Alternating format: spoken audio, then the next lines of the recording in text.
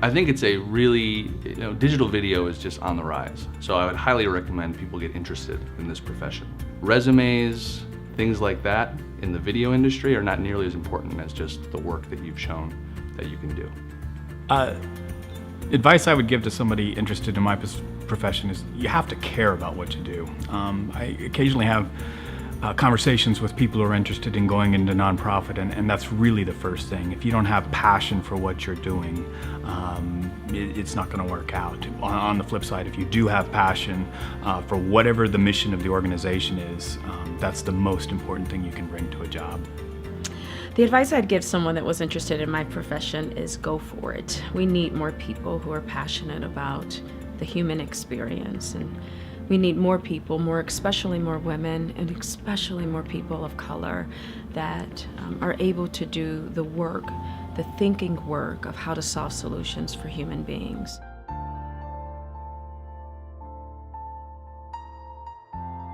Oh, that's a tough one. I probably would go with FDR, to be quite honest, and I just think about, I'm not a history buff by any stretch of the imagination, but you think about the period of time in which he was leading our country, and obviously the various obstacles that he faced as, the leader of the United States during that time, whether it's the Great Depression or the Second World War. But then you couple that with some of the, personal hardships that he faced relative to polio.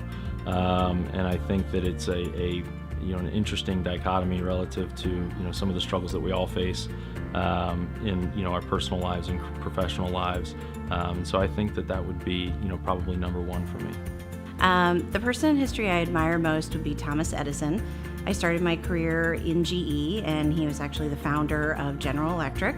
And I really admire him for two reasons. He was an innovator and also a businessman. And he really combined the idea of coming up with new innovations like the electric light bulb, the first motion picture camera, phonograph, etc., and figuring out how to actually take those products more broadly to market. So I would say he's one of the folks I admire the most.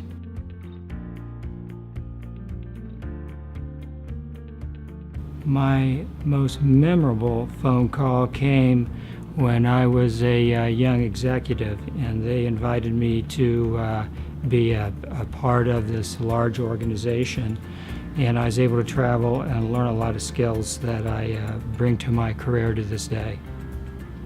Yeah, there's you go back and you look and you think about calls or emails you've received in your past, and I guess the one that meant the most to me or affected me the most was a call about my mentor actually passing away. An emotional time because he was my mentor for 40 to 50 years. My dad had left when I was 7. He did my 3 other brothers and sisters and my mom.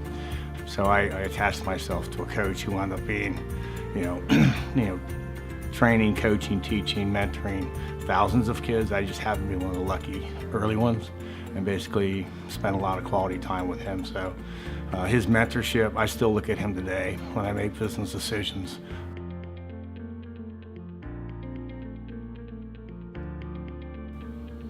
I think that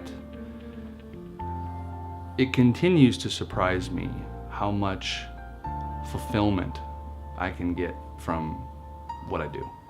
In past jobs I've had, I have gone to sleep on Sunday night really anxious and worried about tomorrow. And I never have had that at Epifio. I will say this. I've been working in the field of human services for 25 years now. And the fact that it is still fresh 25 years later, that we're finding new ways to work with people so that they can achieve their dreams, whether it be in employment or finding a new place to live or developing a new skill or learning something. The fact that it stays fresh 25 years later, it does surprise me.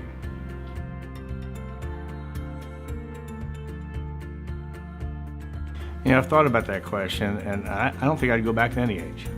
I mean, when you go back, assuming you don't have the knowledge you have today and you go back, I don't want to go through that again. You attain a lot of knowledge and you become a better person for it. So I have a great family, a great wife, and great friends, and great business and great advisors. So to be honest with you, I wouldn't change a thing.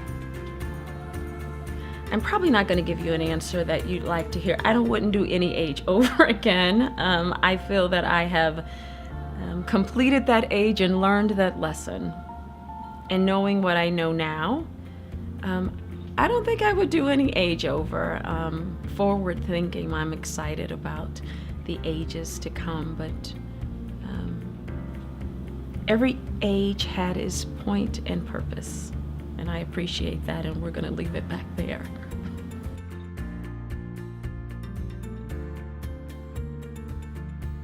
I'd have to go with Braveheart.